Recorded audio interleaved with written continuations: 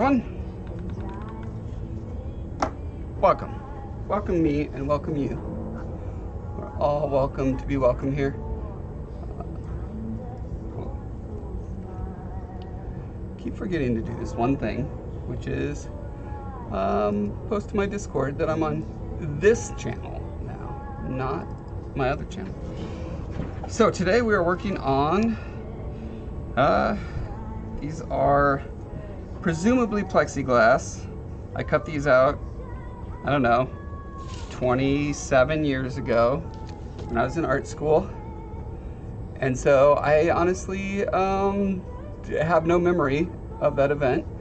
I'm Gandalf in the Mines of Moria. And I'm running into problems with them. I don't know that they're bad problems, but they're problems in that, like, things that are happening that I didn't intend to happen.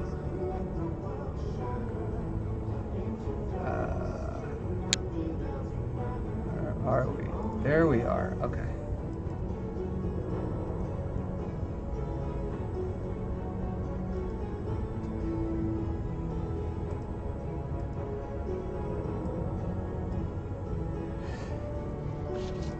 So the thing that's going on is I'm getting these little like cracks and stuff that are appearing that definitely were not there when I started. So like, and all along the edge here, it seems like stress fractures, but like, they also seem to appear overnight, and I'm wondering if it has something to do with maybe the heat that's generated by this stuff that I'm sculpting over it, because I sculpt it right on there, right? And then it just sits there and sets. It's a two-part epoxy, and so it creates heat, but like, since it's happening so far away from that, I don't know if that's a good theory either. I've heard that it's hydrophilic, and so maybe it's absorbing moisture from the air, but that doesn't explain why it's been sitting around in storage in lots of different humidities and temperatures for decades, and these things haven't happened. So I'm thinking it must have something to do with something I'm doing. I just don't know what. If anyone is an expert in plexiglass and has any thoughts, please let me know. One second. So one of the things I want to do today is get one part of it up to full clarity. You know, I've been doing sanding and sculpting all over it, so it's all messy, and I just want to get like a sanity check and see, like, okay, when I make it as clear as possible, what's it gonna look like? And so I thought I'd do just the tip of my little dagger. That's not a whole lot of area.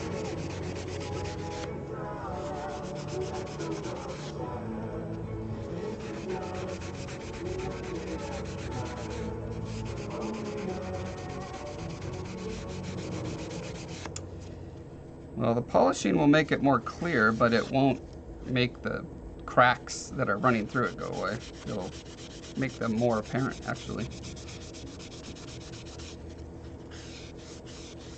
Now, I'm not really like heartbroken about this, because at the same time, like, these are supposed to be the product of an imperfect process. You know, they're not supposed to be made in a factory. They're supposed to be made by an organic substance that excreted by these particular underwater people called the Veron.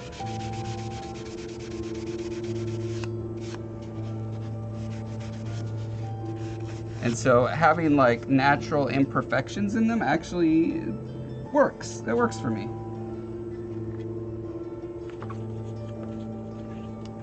This set and these colors, man, like, okay, I'm guessing this is the middle one and this is the top one.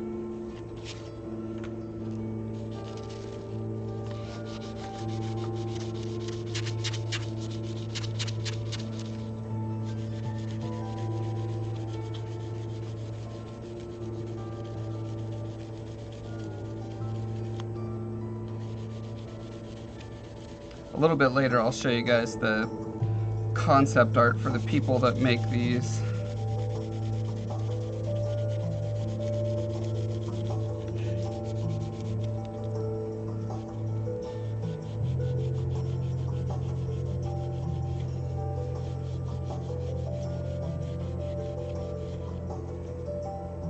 Yeah, but you can see like that little whitish, whatever it is, like that is a sort of inclusion in the material that's causing that.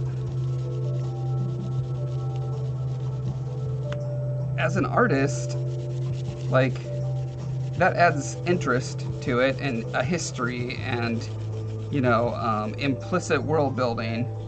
And so I'm okay with that. I just wish that I could control it and put it where I want it. On the other hand, there's some value to having some chaos in your materials that would, you know, that end up doing things you wouldn't have chosen to do. And you just kind of have to live with that. When I look at reference of real, like, crystal daggers from history, crystal knives and swords and stuff, and glass, you do see all sorts of weird discolorizations and cracks and stuff like that. I don't want to say it's battle damage, because one of the ideas here is that these are like the most valuable type of weapons you can get on Talifar because of how incredibly strong and robust they are. But yeah, it could be considered battle damage. Nothing's invincible after all. At least not in my world building, because my world of Talifar is bound by scientific plausibility.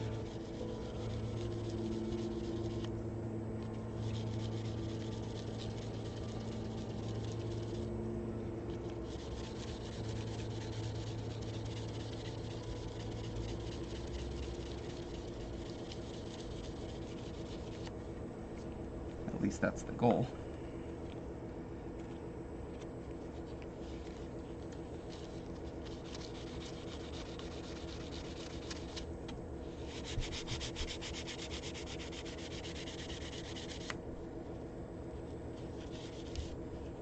What's next on our color list here? Black or tan?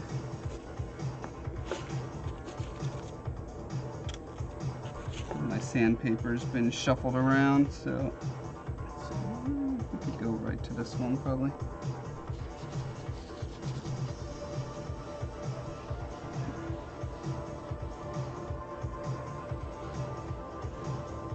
It's enchanted. The power of the enchantment can cause it to crack. Yep, yeah, if I had magic, that would be a thing.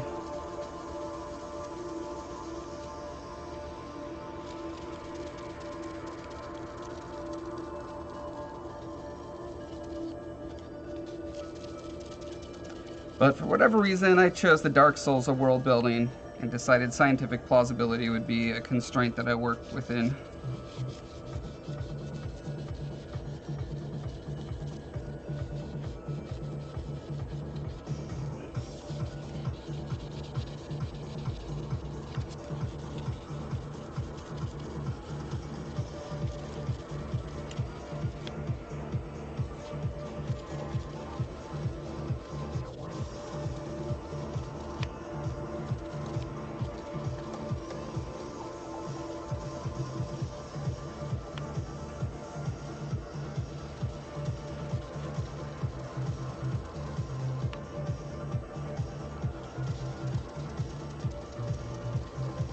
Should probably just get a new set of this. My current collection is all scattered about.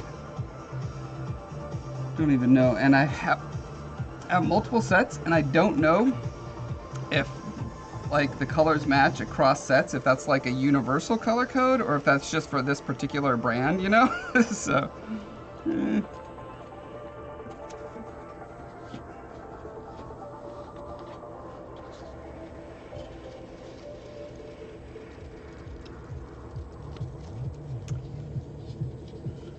of the things I remember about polishing plexiglass from art school, one of my teachers said that you can, once you graduated up through all the, you know, the finest sanding paper you have, doing a cloth with toothpaste on it is sort of like the final.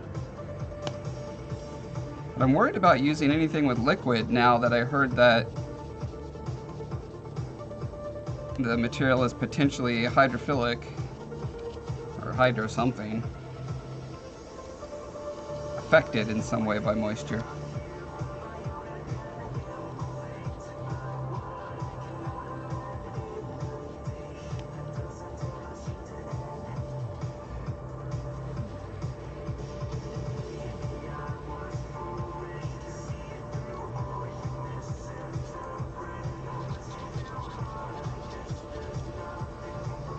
Exactly, Killian. That's my hope, is that it drives me to more unique solutions. Yeah, if the grit was written, I mean, I can see why they can't actually stamp it in, because that could mess it up. But yeah, like sponges that are one-sided usually have the grit written on the back.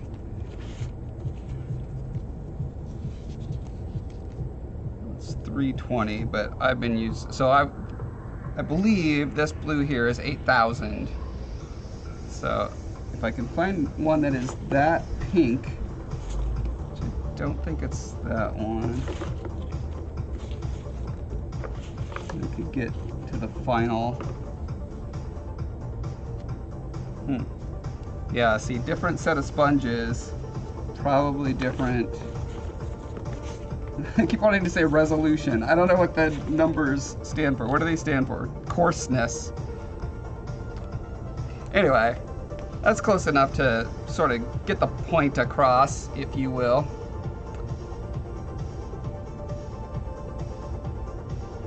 Like, it's not fully transparent yet, but it's pretty darn close.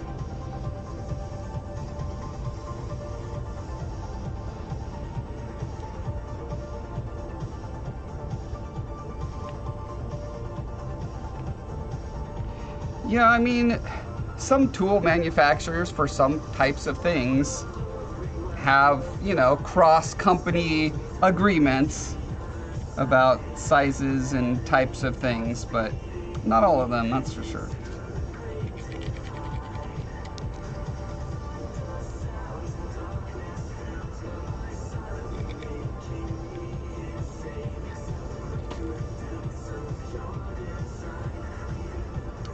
Yeah, so anyway, I think I'm just gonna embrace these funky little cracks and whatnot. Just say, like, there is a, you know, just like with diamonds, there would be different grades of perfection. And so this would be sort of maybe an average priced pearlescent weapon. Well, probably above average because of the amount of sculpting that is put into the hilts and stuff, but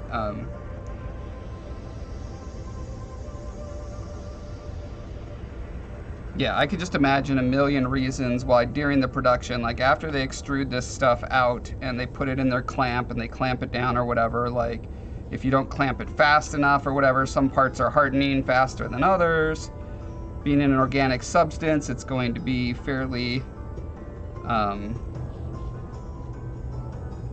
prone to that sort of irregularities. Okay. This one actually has almost all the stuff it needs, except for the final sort of sculptations.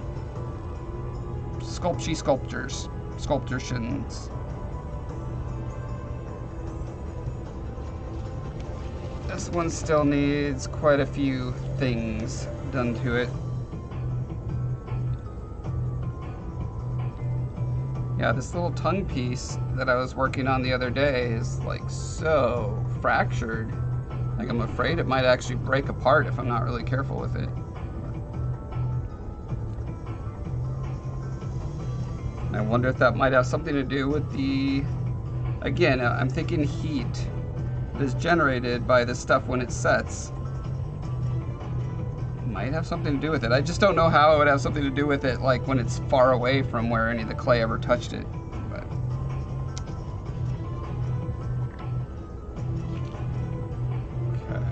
I need to clean these up before I can sculpt over them, so might as well start on that process.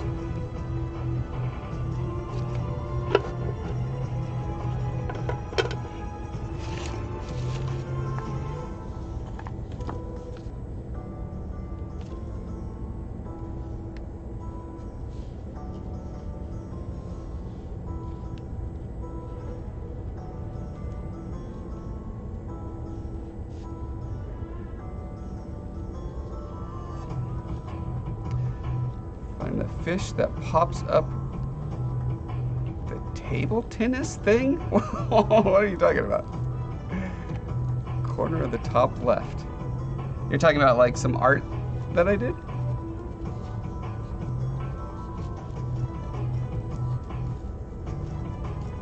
Oh, Slappy Fish. That's okay. You're talking about that drawing that I made for t-shirts. Yeah. Man, that took a while.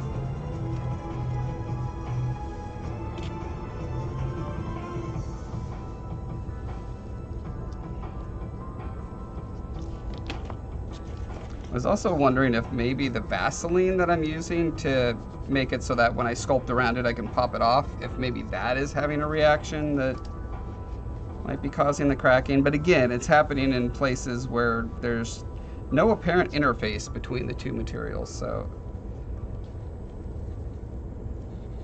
I just don't know.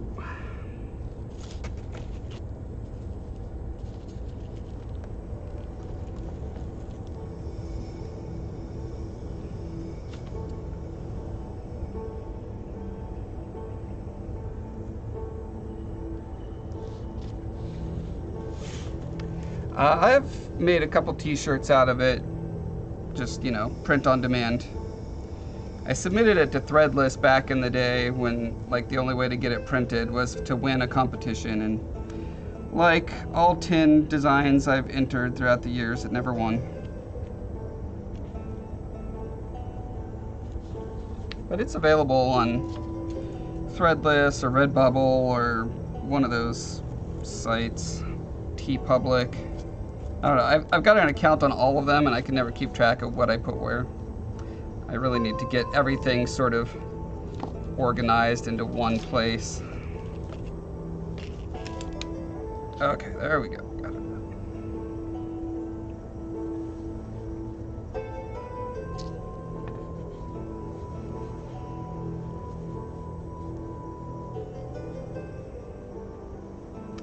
High Elven Glass from Vardenfell. I'm not sure what franchise you're referring to,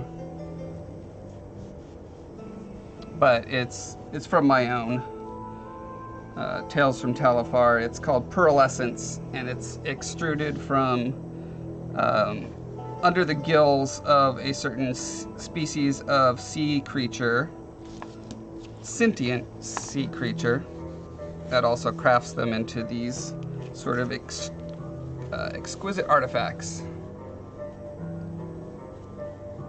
That's Morrowind? Oh, okay.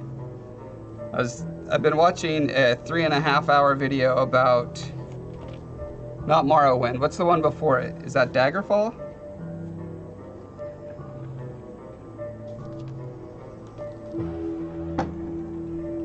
Never played Morrowind, but I have watched several many hours long videos about them.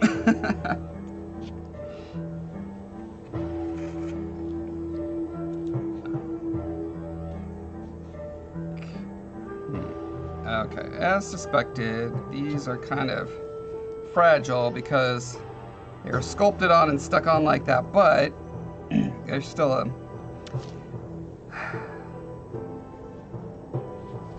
trying to think the best way to approach this, because I'm going to end up sculpting, you know, more like flowing lines that go over those, but I'd like to carve them down a little cleaner before I do that. It's not 100% necessary, so given that they seem to want to snap off, I may skip that step. Arena was the first game. Morrowind was awesome. The book that is advertised up there is the book series of my franchise, the Tales from Talifar. These guys available on Amazon today. If you like fantasy adventure, you should check them out. Full of all sorts of pictures and maps. Look at all these pictures and maps you're not seeing. Trust me, they're there. Okay, there's a picture and a map. There's like 70 of them throughout the book. I spend a lot of time making these here illustrations and such. Here's the fun stuff. Yeah, so it's a world I've been kind of world building on for well over 20 years, and it's got a unique premise of being attempting to be scientifically plausible fantasy. Fairly unique. I'm not saying no one's ever done that. And then I was gonna show, I've got this out, I was gonna show the people that make the swords I'm working on. They are here, right here. So these are the Veron, and they exude this stuff somewhere, only the females do. They're like spider spinnerets, but they come out more in like sheets. I think it's somewhere under the rib cage. I haven't fully designed these guys yet. This is just the latest concept for them. But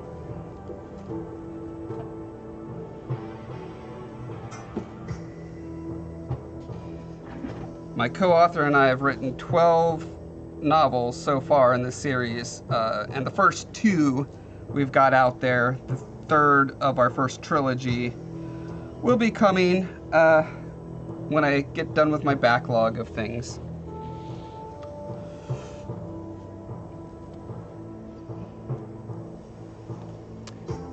Thanks, Haunted Folly.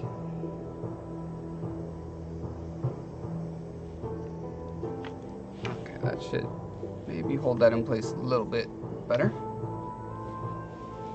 Talifar, yeah, Tales from Talifar. If you search on Amazon for The Scarred King, there's some other book that also has, there's like a book called King of Scars, so you might end up seeing that one. Every name is like taken now, every combination of words possible, but if you look up Josh Foreman and The Scarred King, you'll definitely find it. Okay, so I'm trying to decide which half of this sword to approach first.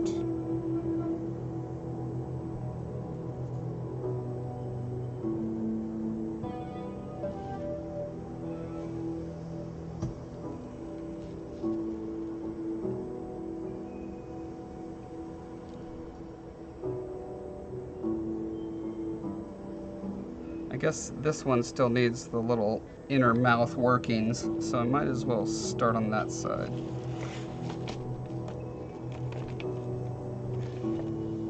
So, pop this in place.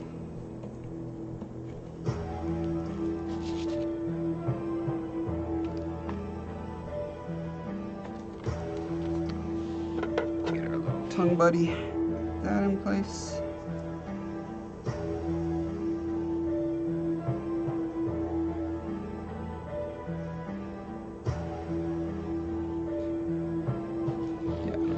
To lube this part up a bit.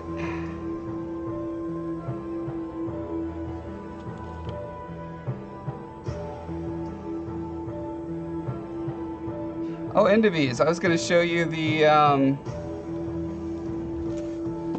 tank that Elden Ring totally ripped off from me, right? Pretty sure it's in here.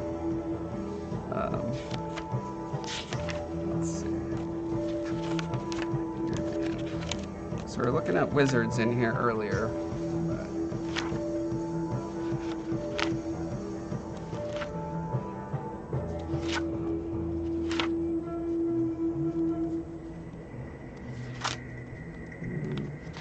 Okay, we're on the sketchy sketch part.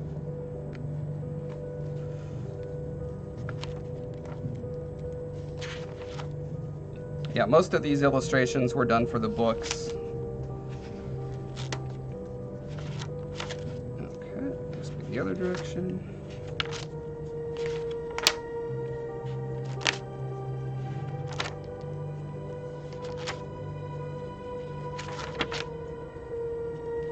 This is Megaloth City, our big empire. They've got a giant tower carved out of a stone column.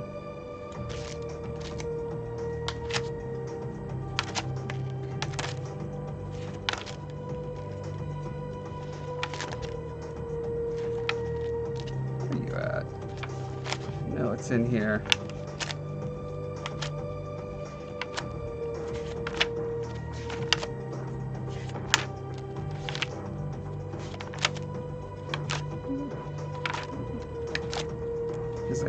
Is it in my other sketchbook? Is that where it is? That'd be annoying. It must be, because I don't... Oh, there's a Slappy Fish key art. Yeah, it must be my other book. Okay, well, Pugh, I'll have to show it to you next time.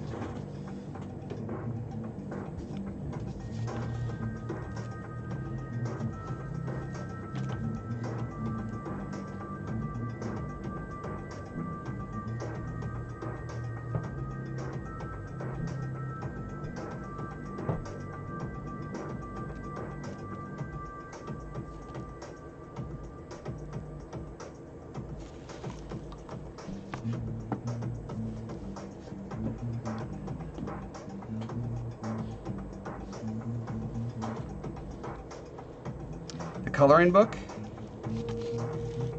Yeah, coloring book comes out after book 3. Can't wait to do that. It's gonna be super fun.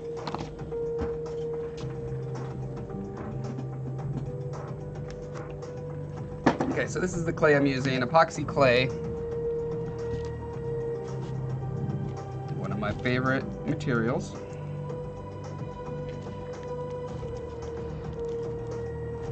Much like green stuff and other epoxy putties, it's just a 2-part thing. You mix 50-50, and then you have an hour or so of working time with it.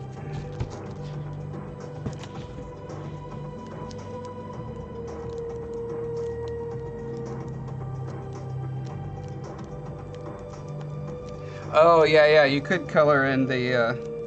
Well, I did do colored illustrations, I think, for all of them since then, because I'm going to be doing the like full color trilogy edition of the book at some point, right? So I was like, well, if I'm processing all these illustrations anyway, I might as well color them so I don't have to do it later. And then they can also be used for key art for ads and stuff like that.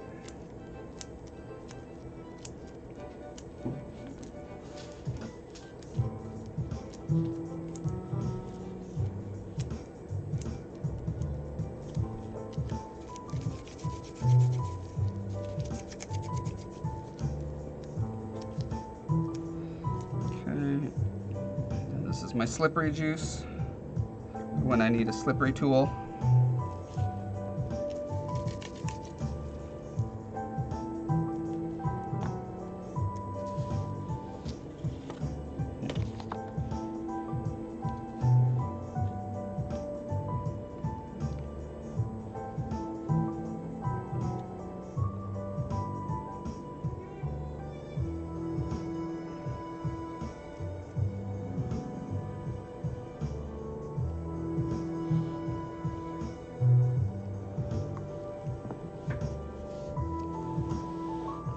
As you can see, at some point this whole bottom jaw thing snapped off. As you can't see, now can you see? It's hard to see. Take my word for it.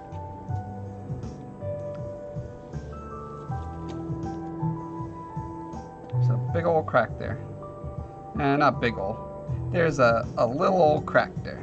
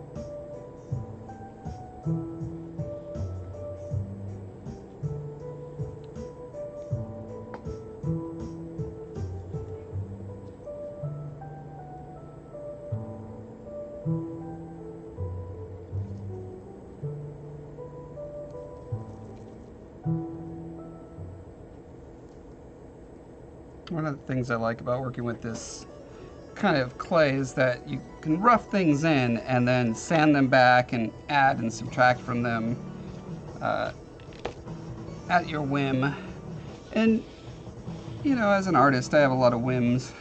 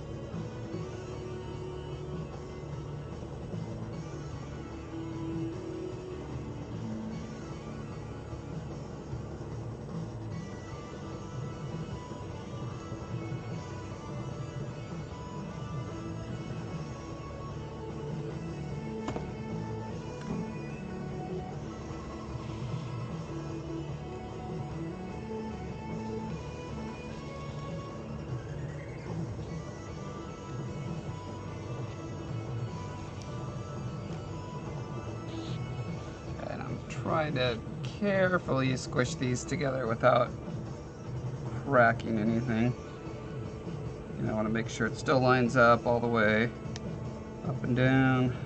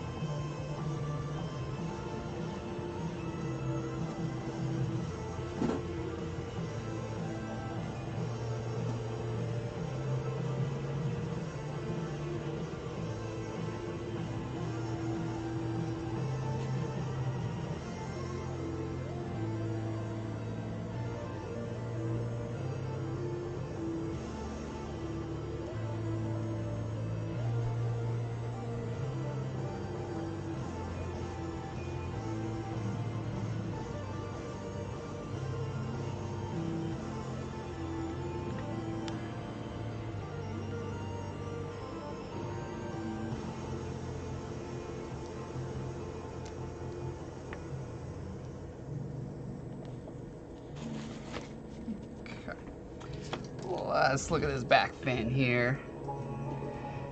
Cardinals Freak 9, Bobby. How's it going? How's it going? Thanks. Keen Crafts says there's a worm raid. Wormwood Gaming. Hello, everyone. Hello. Welcome. My name is Josh. I'm streaming on Reaper right now, and we're working on these here Scimitar and knife set by the, these are created by these folk called the Veron. Nope, not them. I thought it'd be awesome and open to the right page instantly. How cool would that have been? Oh man, I swear I had it like memorized where to open it. There it is! Not what I was talking about, but this is what I was telling Indivies about.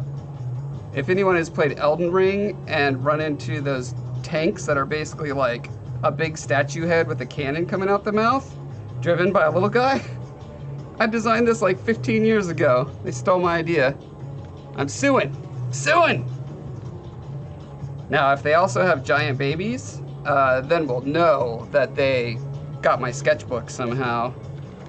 Oh, there we go. Okay, there's the Veron. So these are undersea people, and they excrete or exude or some other word that is not as gross. The least gross word you could think of for making a substance come out of their body, and it's called pearlescence.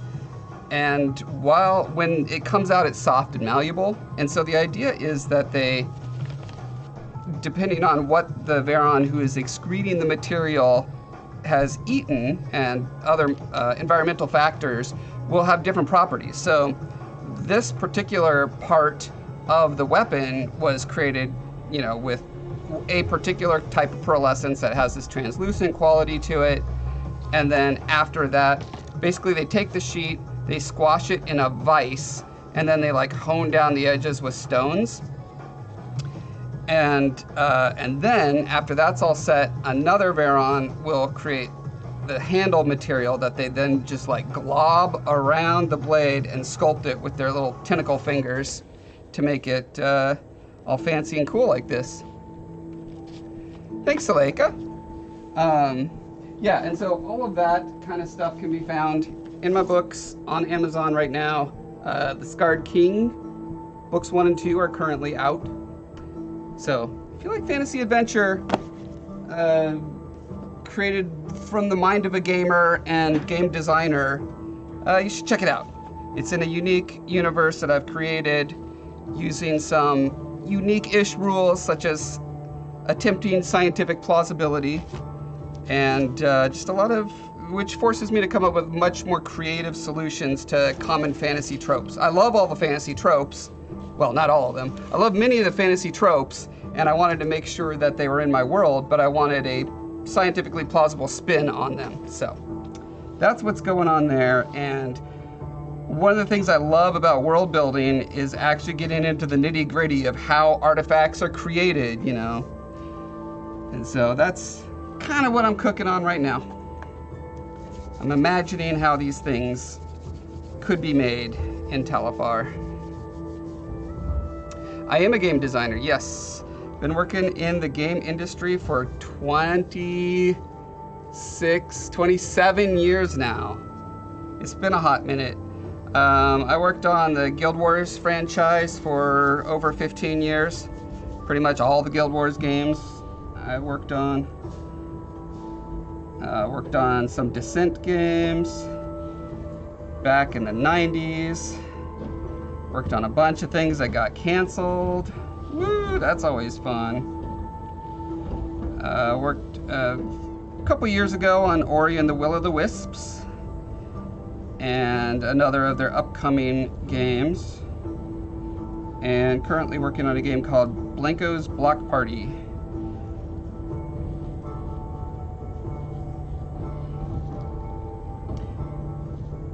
So if you like video games in general, you'll probably like my book. Now, my books are not, there's a word, RPG lit. It's not that.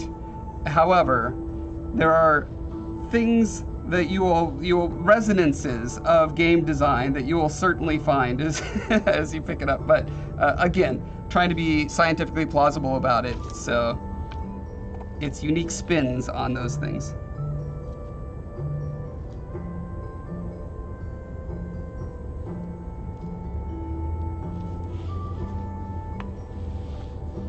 Yeah, Descent is the one where you're flying through mine shafts on a ship.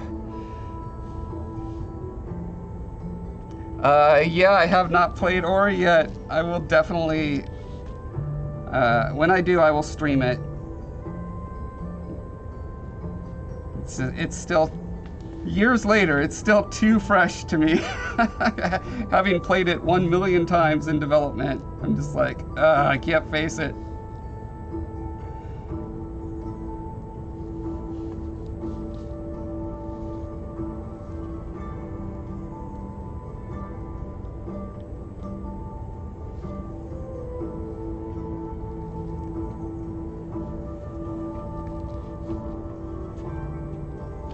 Still haven't killed Zaishan? Oh, come on.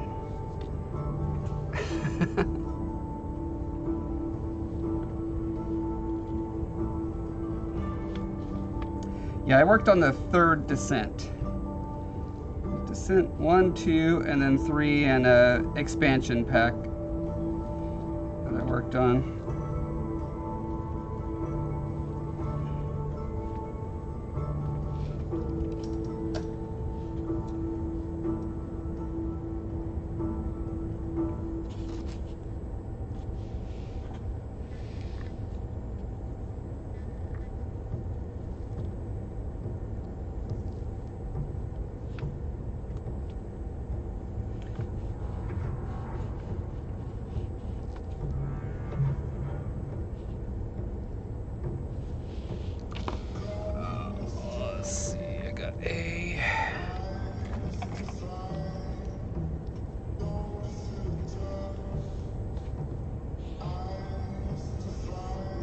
Yeah, Free Space was done by our sister company, Volition,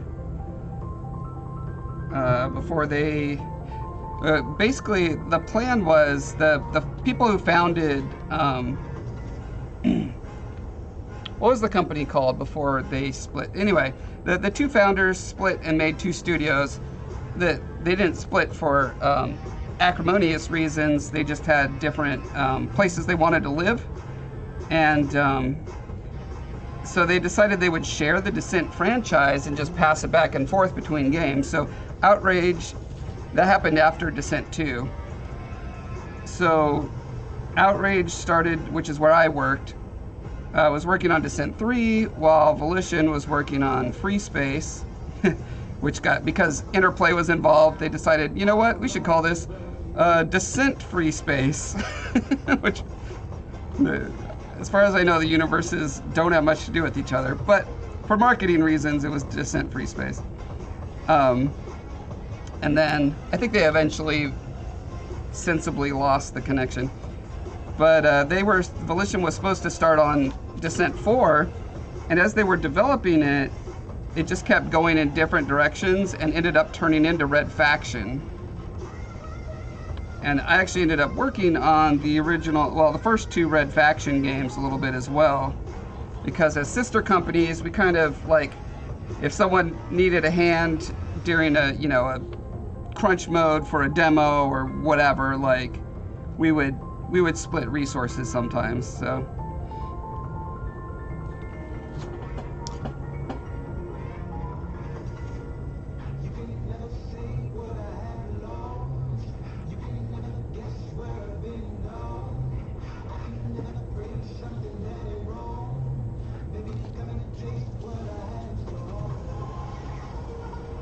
Oh my god, and I totally forgot to thank our raider. I didn't scroll up high. Oh yeah, Wormwood Gaming, alright.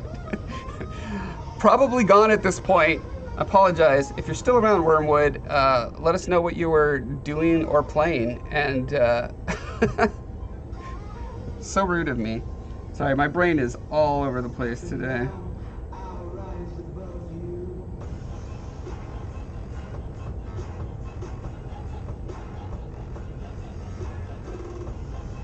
So This brush works really well to smooth out the stuff that you can't sculpt out with a hard tool like this.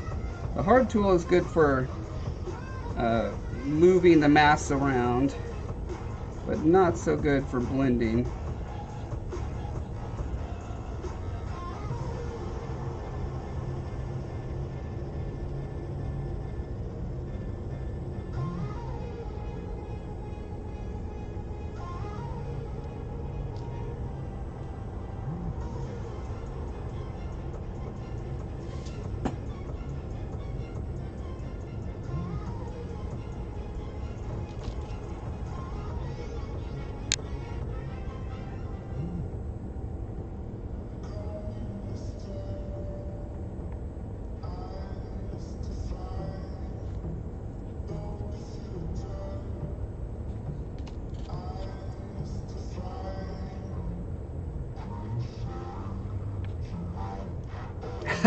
No one have known. Yeah, I'm so old. Generations have come and gone since the Descent series. I don't know if you know, but a couple years ago, a bunch of the original devs who made Descent made a spiritual successor to it. It's pretty much Descent. And suddenly I can't remember what it's called. Is it Overload?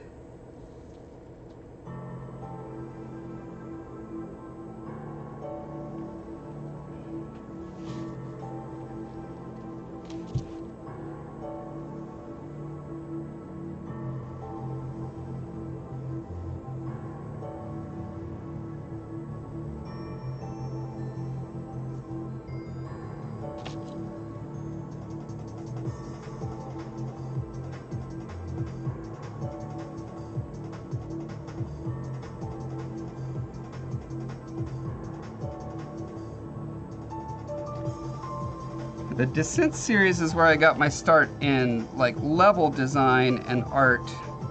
I started working on Descent 3 as a pretty much just a texture artist, and but then kind of developed my skill set through that and started moving into level design and level art for the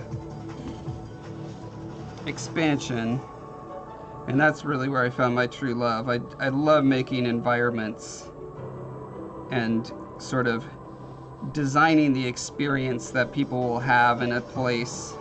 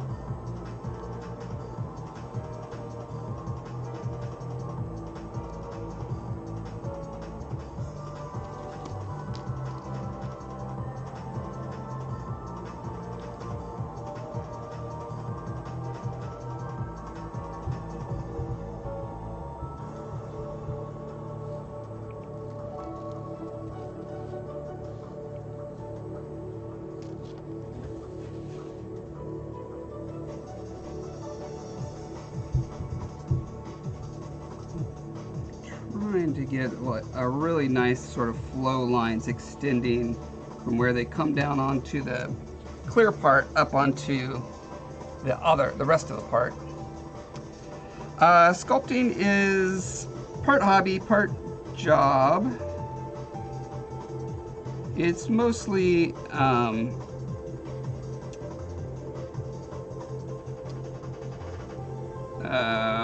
what would that be called? Visual development is what it really is. It's how I like doing visual development for my franchise. Making a thing from an idea in text into like a physical object brings with it so many different insights that then feed back to the book. So like, here's an example. Some of our people called the Rumshaw, they use these dice as a ritual. Whenever you do a transaction with them, they give you a dice to roll, and originally the way it was written was, you know, there was black or white corner or whatever piece, right? And depending on what you got, you would either pay double or pay half. And as I started actually like sculpting this out and building it in 3D, just more and more ideas kept coming to me that worked really well thematically with them, because they're essentially like, one of their core values is humor and randomness. And so I thought the idea of like, and they have bells. Like bells is one of their signature fashion accessories. And so, you know, let me bring up Talifar real quick here. You can see some of the milk come across up there eventually. So anyway, yeah, so as I was developing this, I was like, oh my gosh, what if there were bells on the tip and they actually do the little like jingle bell when you roll it? That would just be so cool. And then representing the different sub-classes, because they're a eusocial species. So there's like, you know, there's workers and warriors, etc., artificers. And so that each have kind of distinct morphology. So I put the four major types, the surface dwelling ones. They're mostly underground, but the surface dwelling ones on there. And then, yeah, so anyway, and then that developed more into, you know what? You should have a 50% chance of just paying what the base price of a thing is, and then like a 25% chance to get it for free, and a 25% chance to pay double. That makes it like a more sort of fair and balanced transactional thing. Even like it still has that random like, oh my gosh, I can't believe that just happened aspect to it, but it's moderated. And so anyway, that's an example of how developing a thing in 3 dimensions and actually using it, can it go back and inform the story.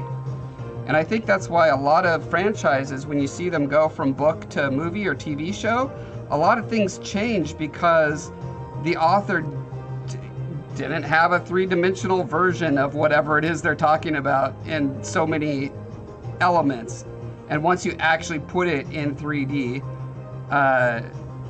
it sort of makes demands on the story that can be hand waved away if it's just ill described or, you know, not really specified. The 3 dimensions is a forcing function to specify those things.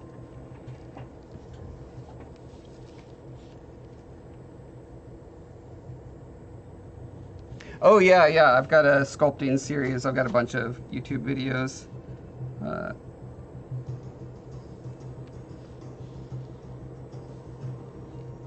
One on using this material as well.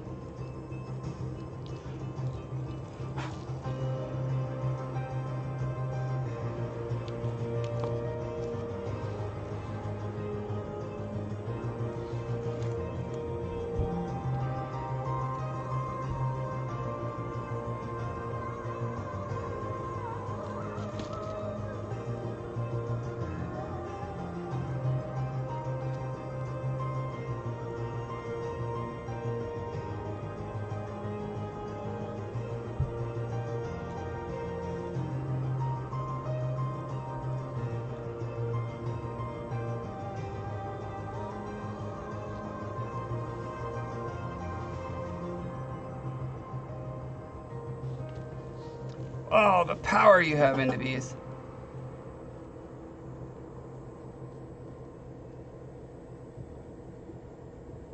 Okay, you saw my Sculpting 101. Nice, nice. What kind of stuff do you sculpt?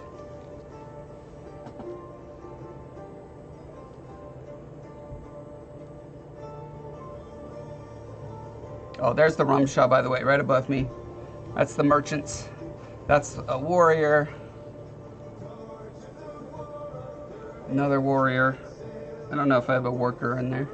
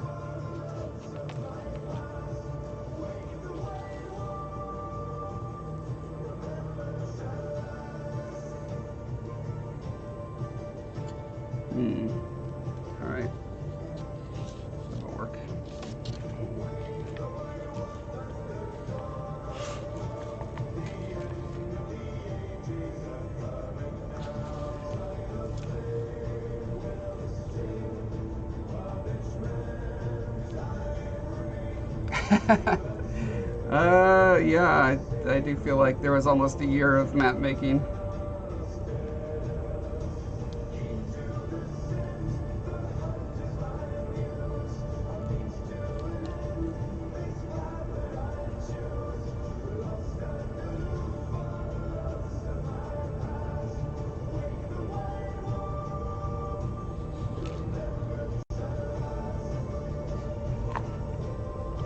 So I'm thinking I'm gonna make this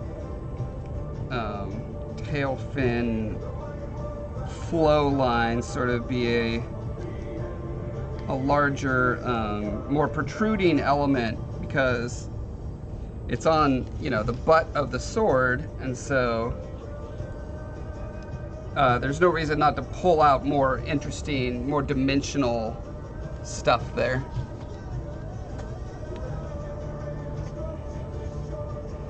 Made your own iteration on the Skyrim Dragon Skull using Pepakura and base, and adding structure with the tissue paper and glue mache before covering the whole thing in Sculpting. Oh, wow.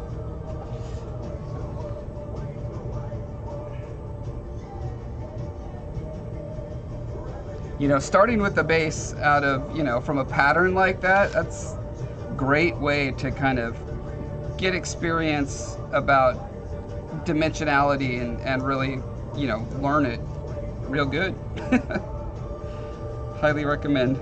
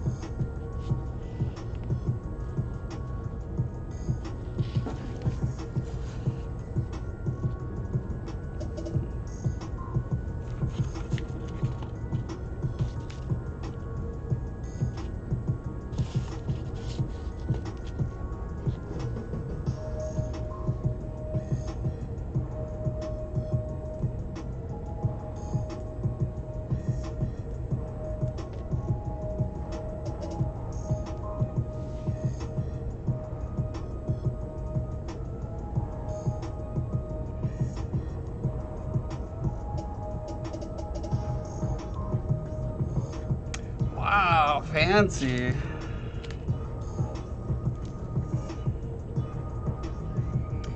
I actually have a lighting up and smoking project I'm going to be doing soon.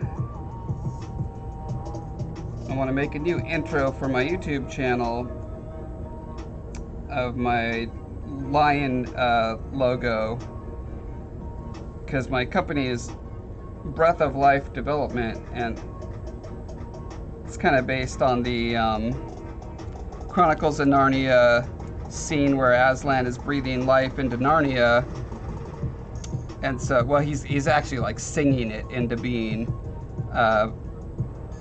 but I was thinking that having the lion's mouth open and like mist pouring out of it over three-dimensional letters underneath it would be super cool.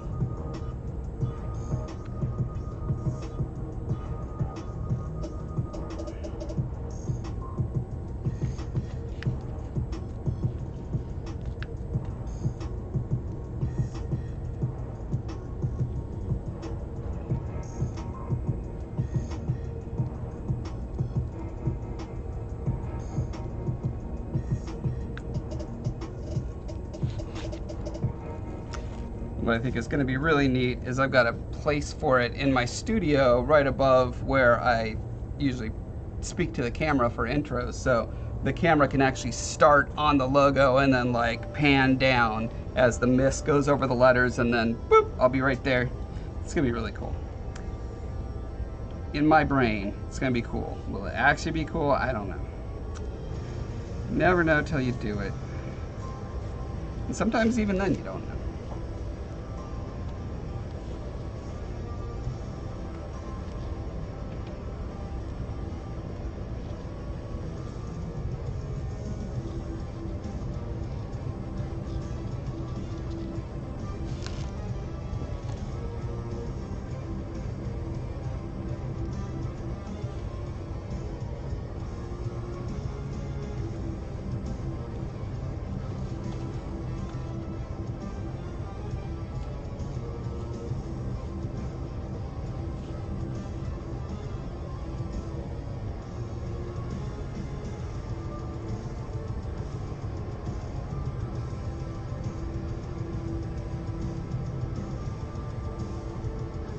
I wish I was smart enough to do Arduino stuff.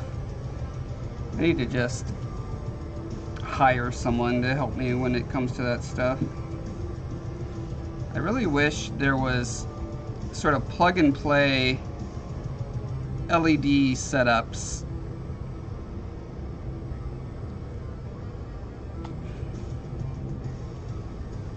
It's funny, even though I'm a game developer, I'm incredibly technically Luddite. I rely on the rest of the team to handle all the technical elements.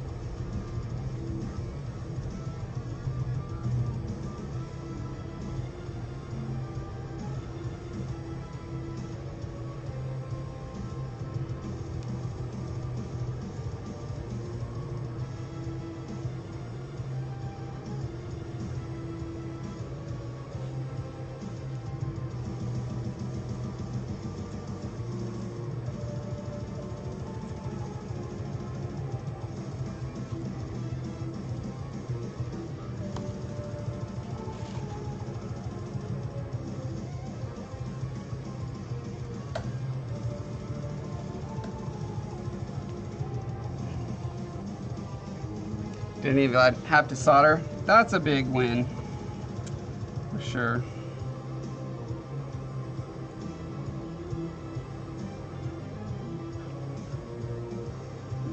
Maybe it's gotten more user-friendly since last I looked. You know, at my age, I have this perception of like, oh, I looked into that a little while ago. And then when I really think about it, it's like, oh, that was literally a decade ago.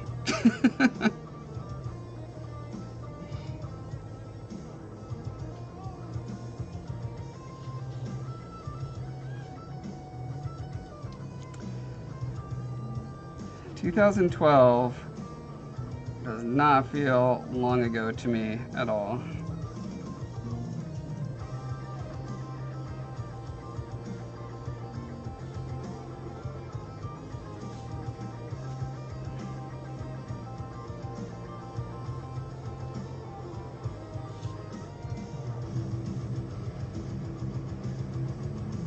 There's this thing about memory, I think it's this way with most people, where once you reach like your mid-20s maybe, you're kind of like set in adult mode, right? And it's like all of the importance of differentiating between what happened in your childhood and your adulthood is obviously pretty important to keep those like conceptually separate.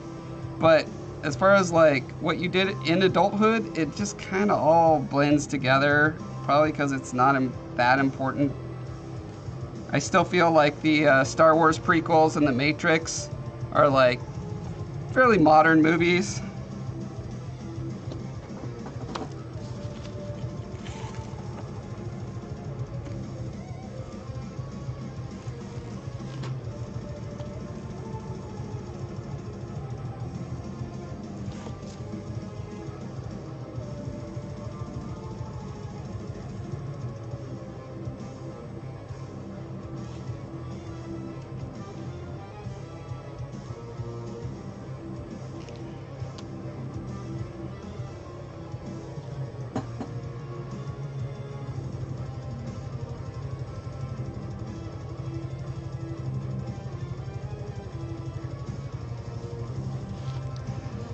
Yeah, 2012 was barely a week ago. That sounds right.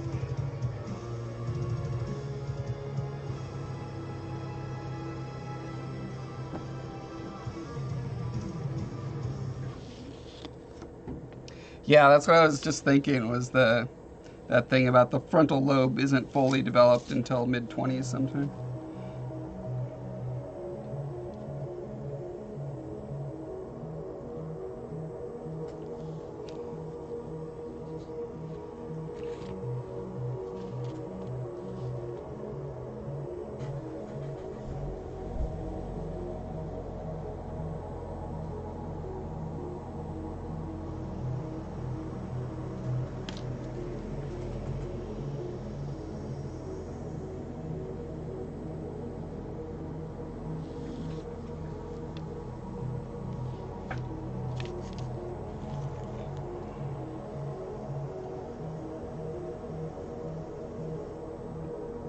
Yeah, it's pretty good. Like, I'll come in and do a sanding pass on it, but for the most part, I think this will work pretty well.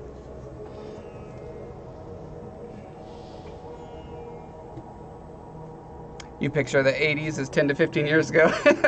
Yep.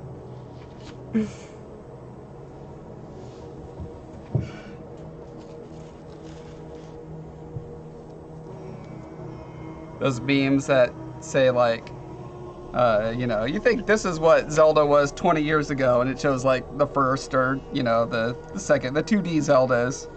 It's like, actually, it was this, and it's like Wind Waker or Spirit Sword or whatever, and you're like, ah, damn it.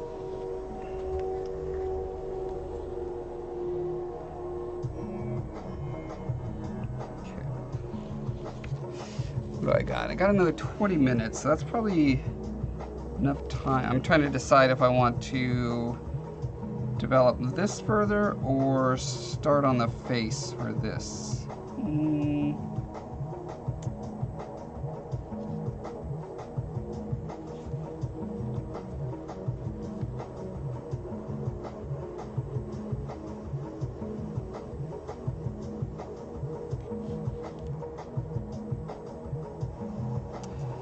I think I'll keep going on this.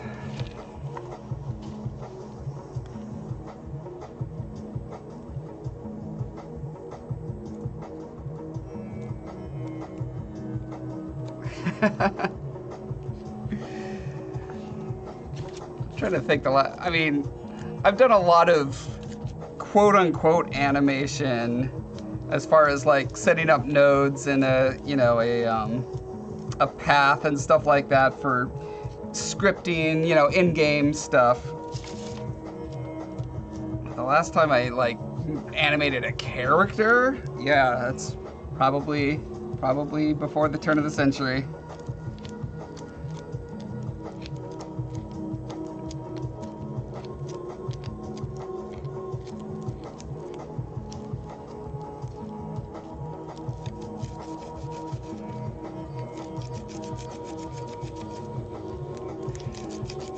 A new millennium and new currency when you were a teenager? Wow.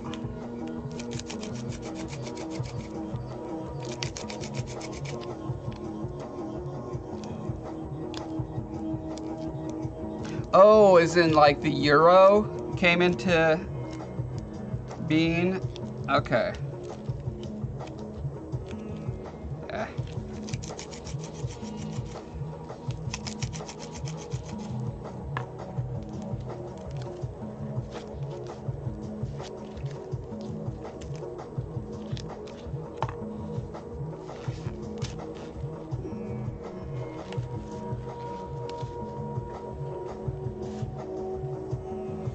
Made a 4-second long GIF.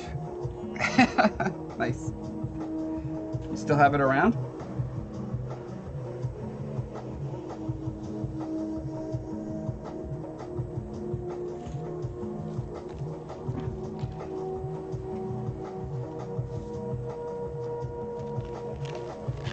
So did Germany like abandon the mark and go full hog in on the euro? I thought they did both.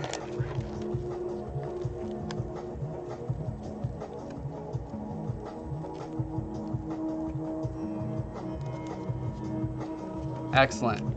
I was just recently going through my art history all the way back to kindergarten. I found a box of a bunch of my old stuff when I moved, And yeah, it's always a delight to kind of see like what your core artistic inclinations are across all manifestations of skill.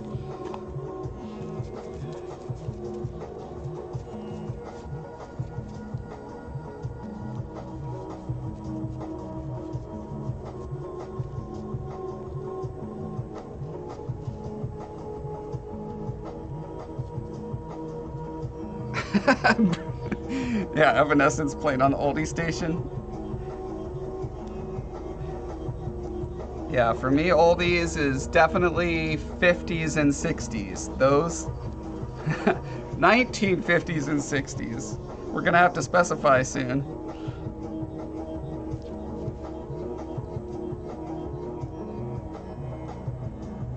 And then there's the classic rock stations that were like 60s and 70s. I think that's still a thing. Oldie, I don't know. I haven't listened to the radio in decades. I don't know.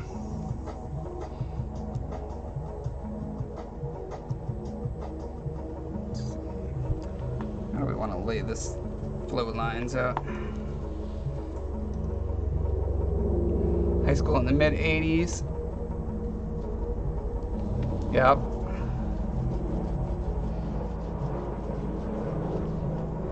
Yeah, you're just a little older than me. I graduated high school in '93.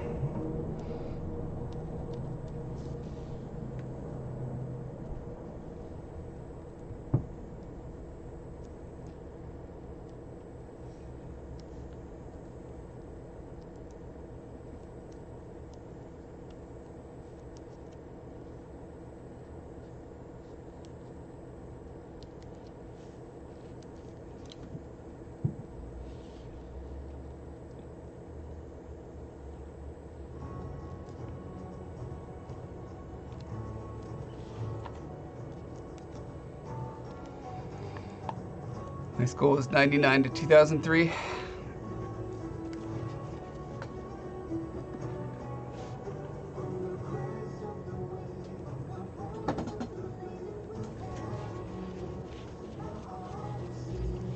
Yeah, my younger son was born in 99.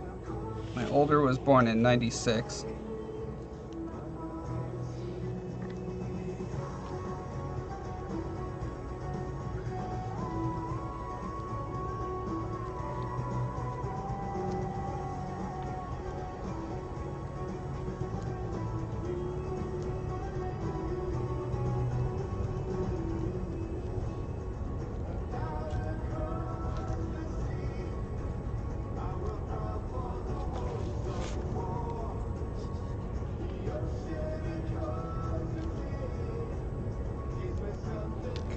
I don't want it to stick out very far here since that's where a thumb wants to go.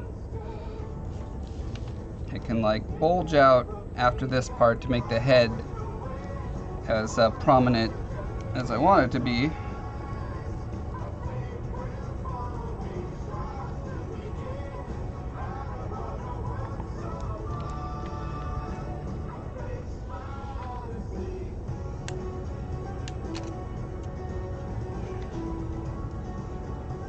Oh, your GIF was made in 2002. Yeah, I don't even know when the GIF format came around. It seems like it was in the late 90s, early 2000s, but who knows? Hold on, I'm gonna clap real quick. Okay. I'm syncing two cameras for a YouTube video.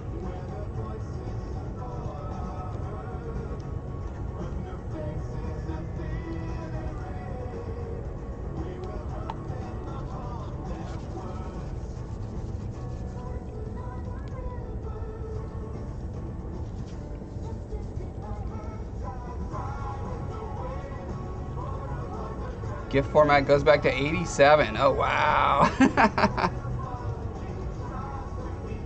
Your old art folder is making you cringe?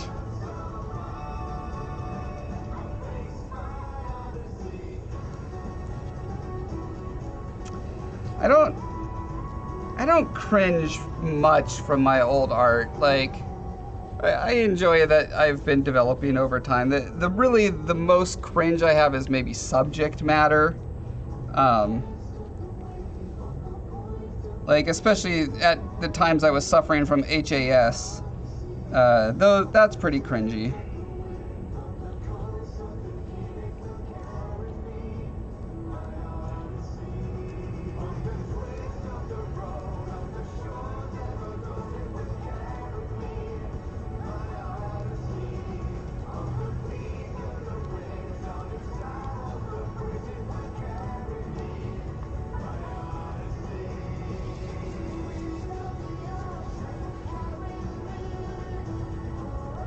All this digital stuff is from '99.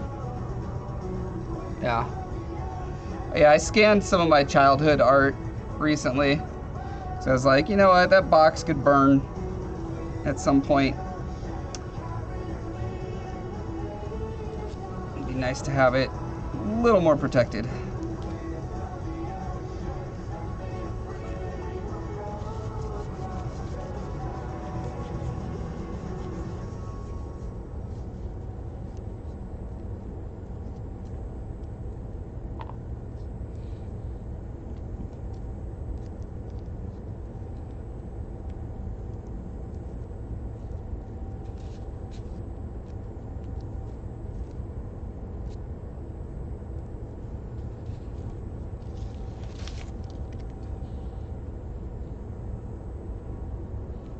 Still not sure how these lines are going to resolve, but I can worry about that later. I don't want to take it all the way there because then I'm going to be like struggling to find a place to grab it and accidentally grab the wrong place, etc., etc.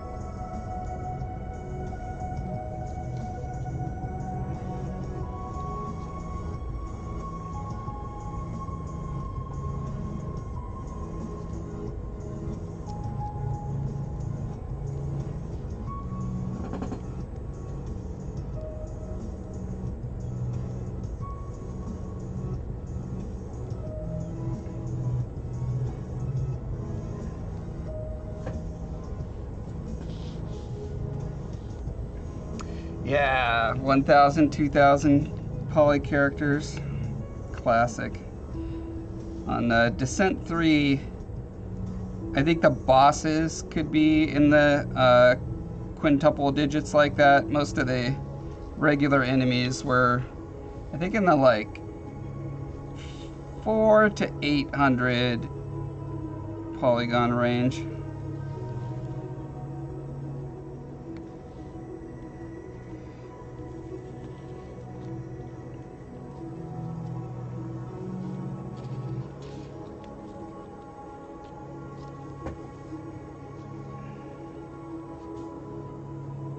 You gotta sculpt something from a friend's book.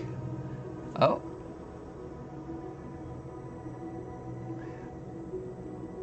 You're trying to decode what AHS is? I'm gonna leave it a mystery. Doodling sticker designs. Cool. Stickers are fun.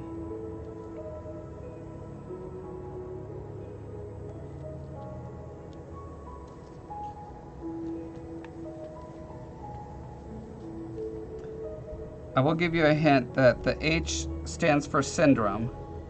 I'll also give you a hint that I made it up, but it is a common enough affliction amongst artists that when I recognize it, I always cringe.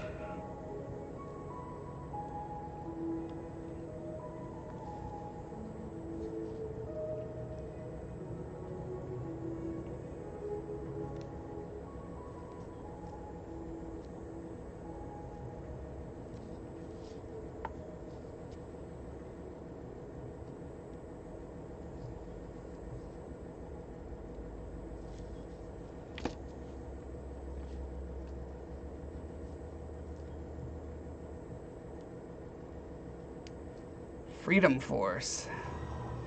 Oh, wow. Trying to remember Freedom Force. Sounds very familiar.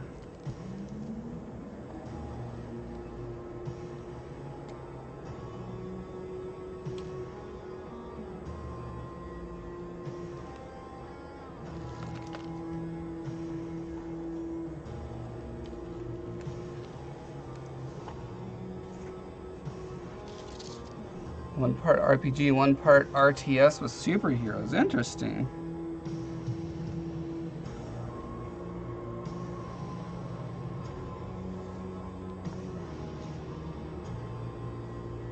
What year was that?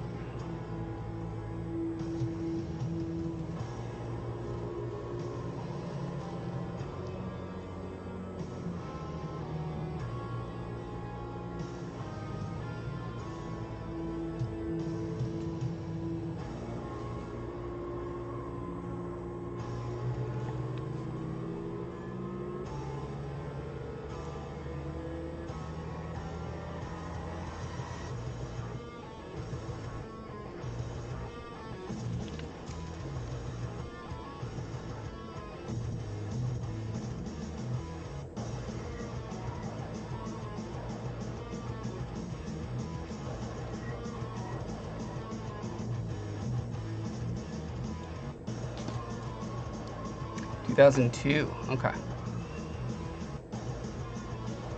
There's a Beast Wars Transformers game? I collected the original Transformer toys. I don't remember ever playing any Transformer games. I still have my Jetfire, red and white one that's was made from a mold from a was it Macross? I can't remember the name. There's some other franchise or whatever that I think Hasbro is the United States portion, but there is a larger company in Japan. I can't remember. There's a show on Netflix called The Toys That Made Us, and there's one about Transformers that is very cool. If you like Transformers, you should check that out.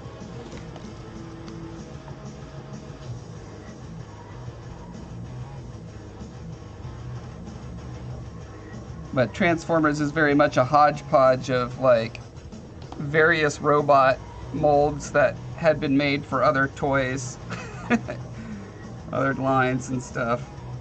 It's like, well, might as well make it a Transformer.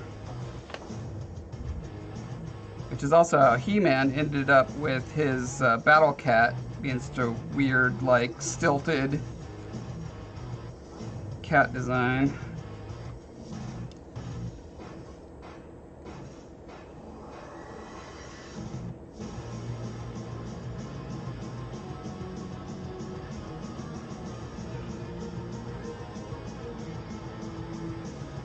Oh, Metroplex. I believe I did end up getting Metroplex. That was one of the like really big expensive ones. Back at the time, I'll bet it was like $30 or something, which, you know, for a 10-year-old or whatever I was at the time, that was a fortune. I mowed a lot of lawns.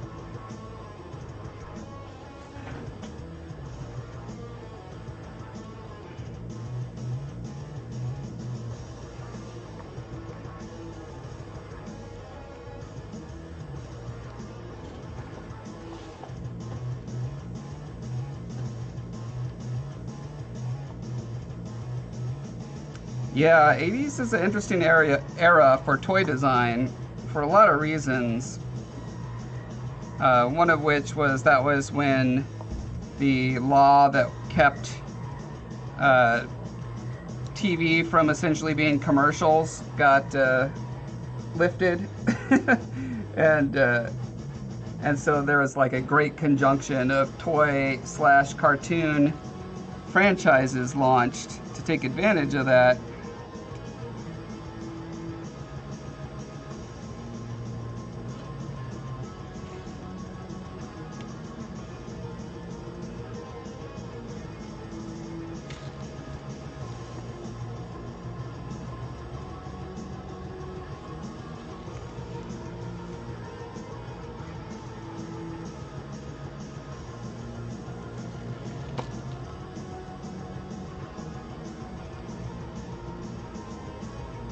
Big fan of Macross.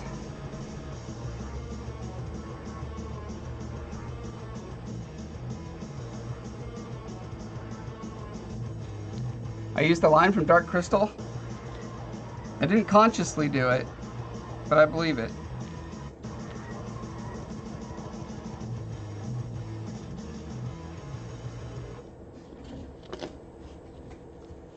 Jetfire was from Bandai. Okay. Yeah, one of my favorite things about that particular episode is I finally found a thing I've kind of been on and off searching for my entire life and could never find. Because as a kid in the late 70s, early 80s, I lived in Japan, and I had a toy that was like this incredible robot base with these little tiny guys that were like that big that had magnets in their feet, and most of the robot was made out of metal, so you could like stick them on in all these different places, and it was just like, you know, in my memory was the coolest thing ever, and I was never able to like find it again, but that episode showed it and named it, and then I looked it up and saw that in order to get one it was still going to be like hundreds of dollars, and I was like, well, it will live on in my memory.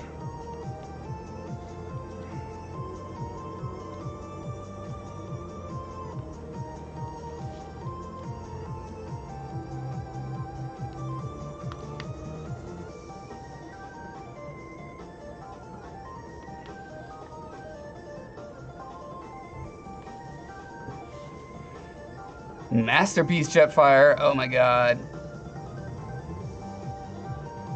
I love the ones that look like the cartoons. Yeah, I got I did pay way too much for I don't know if it's a Masterpiece line, what it was, but a massive like white, oh my god. Who's the good guy leader? His name's not Autobot. It's not Megatron, but I feel like it starts with an A for some reason. It probably doesn't. Wow. Old man brain.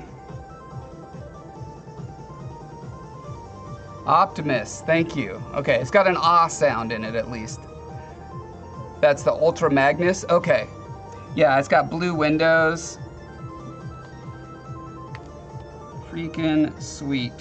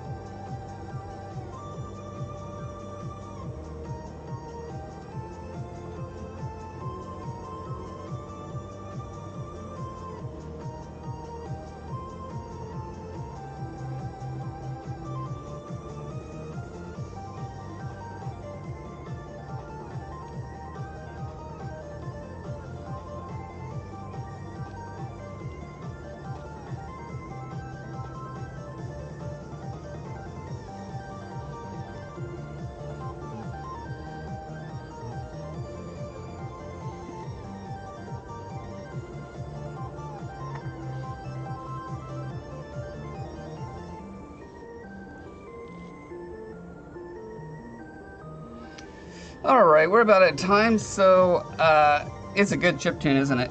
Let's go ahead and load up a cool raid, shall we?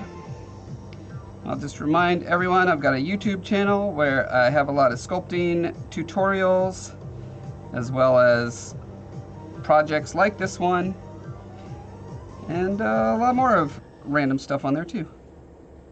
Just check it out, and also please buy my book, The Scarred King. It's good, it's got great reviews. Check out the reviews on Amazon. Maybe they'll let you know if you should get it or not.